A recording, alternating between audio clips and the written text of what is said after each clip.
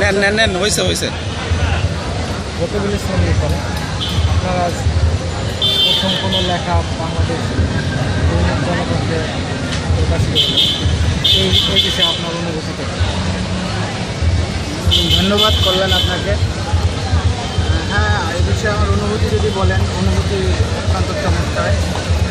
কারণ আমার একটা স্বপ্ন ছিল যে আমি লেখালেখি করব এবং আমি লেখালেখি করি। তো লেখালেখি করলেই তো হবে না, এটা মানুষের মাঝে পৌঁছে দিতে হবে। আমার বার্তাটা আমি কী ভাবি, সমাজ নিয়ে কী ভাবি, কিংবা আমার লেখার মাঝে আমি কী বার্তা পৌঁছে দিতে চাই।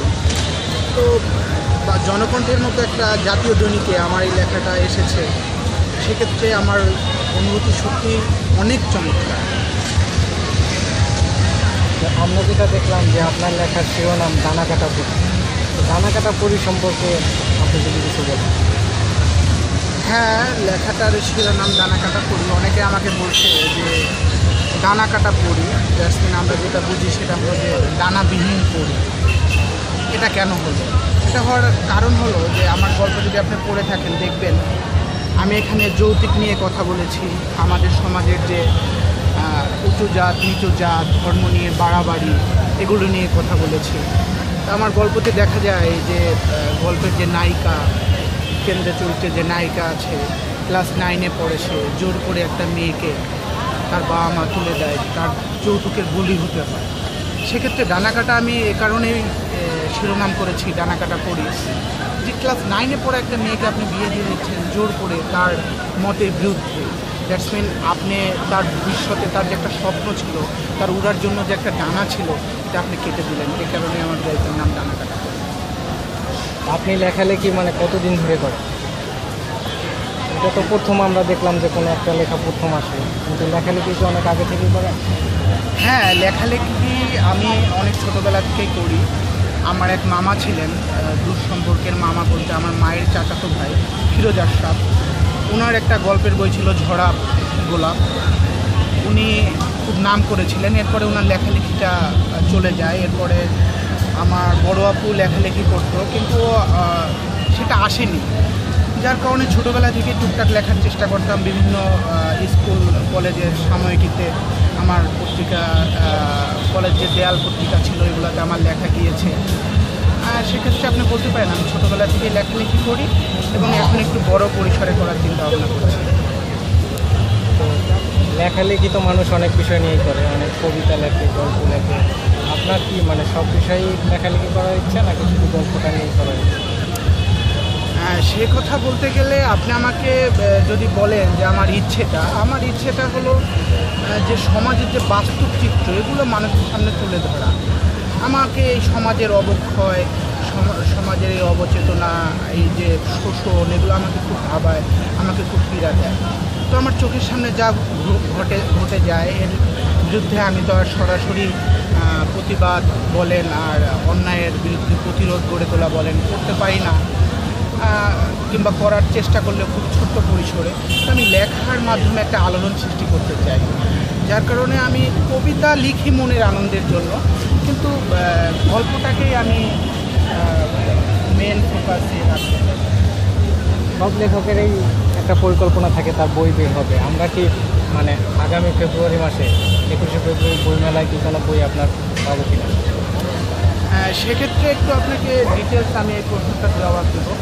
সেটা হলো যে আমি খুবই ভাগ্যবান যে এখন হয়তো বা আপনি ফর্মালি আমার ইন্টারভিউ নিচ্ছেন, কিন্তু আপনি কিন্তু আমার একজন বন্ধু। তো আমার আশেপাশের যে বন্ধুরা আছে, বন্ধু তো সবাই হতে পারে না, আমি যাদেরকে বন্ধু ভাবি বা যারা আমাকে বন্ধু ভাবে, এরা এতটা বেশি উৎসাহ এবং উদ্দীপনা আমাকে দেয়। তো আমি সত্যি, আমারও তো একটা স্বপ্ন আছে বই বের করার, তবে আমার মনে হয় আমার বন্ধুবান্ধবের স্বপ্নটা আরও বেশি, যেন আমি একটা বই বের করি। তো ইনশাল্লাহ যদি সব কিছু, আমার শরীর সুস্থ থাকে, আমি বেঁচে থাকি, আমি 21শে বইমেলায় অবশ্যই আপনাদের মাঝে এবং সবার মাঝে আমি একটা বই নিয়ে আসতে পারবো বলে আমি আশাবাদ ব্যক্ত করছি। তো আপনার লেখালেখি নিয়ে মানে ভবিষ্যৎ পরিকল্পনাটা? আমার লেখালেখি নিয়ে ভবিষ্যৎ পরিকল্পনা হলো আমি লিখে যেতে চাই। একটা কথা আমি বিলিভ করি যে লিখতে লিখতে লিখুক, গাইতে গাইতে গায়ক। তো সেক্ষেত্রে আমি এখনও স্টাডি করছি, বই পড়ছি,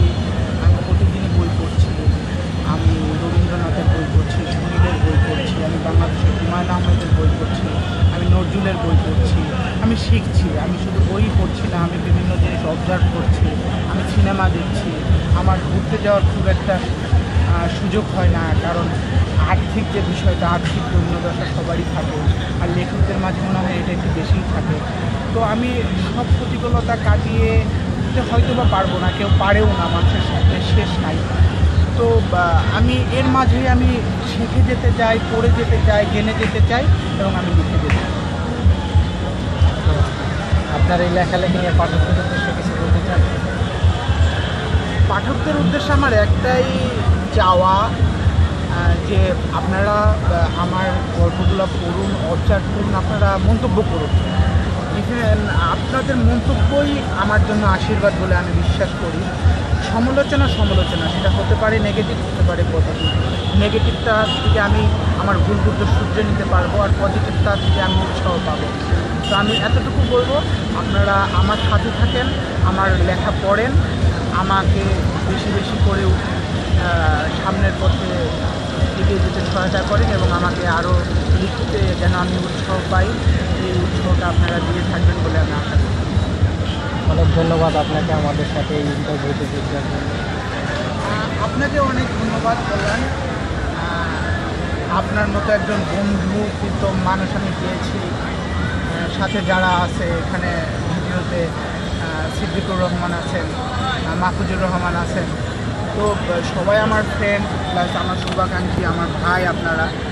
তো আপনাকে অনেক ধন্যবাদ যে আজকের দিনে আমার এমন একটা ইন্টারভিউ নেওয়ার জন্য। হয়তো বা ভবিষ্যতে কোনো দিন এই ইন্টারভিউ দেখবো আর আমি চোখের জল ফেলবো, হয়তো বা আমরা আজকে এখানে একসাথে থাকবো না। কিন্তু আমার একটা অনুরোধ, আমরা যেখানেই থাকি না যেন আমাদের বন্ধুত্বটা যেন কঠিন থাকে।